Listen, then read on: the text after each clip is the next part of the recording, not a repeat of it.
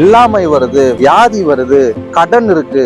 இந்த மாதிரி டைம்ல மட்டும்தான் நம்ம அதிகமா சிவியரா பயங்கரமா தேடுறவங்களா இருக்கும்.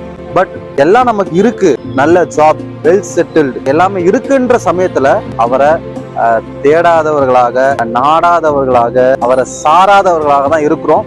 இதுதான் ஃபேக்ட். உதாரணத்துக்கு ஒரு சின்ன எக்ஸாம்பிள் சொல்றேனே, ஒரு ஜாப், நல்ல ஜாபுக்காக நம்ம ப்ரேயர் பண்றோம். கர்த்தர் கிருபையா அந்த ஜாபை கொடுத்துட்டாரு. அதுக்கப்புறம் அவர் எங்கேயோ, நம்ம எங்கேயோ.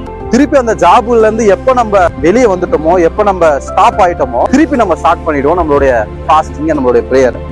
அப்ப பாருங்க எந்த அளவுக்கு நம்ம கடவுளை தேடுறவங்களா இருக்கிறோம். பிரச்சனை, தேவை, நம்ம முன்னாடி சொன்ன மாதிரி அந்த மாதிரி விஷயங்கள் வரும்போது தான் அவர் நம்ம கண்ணுக்கே தெரியறாரு இல்லைங்களா?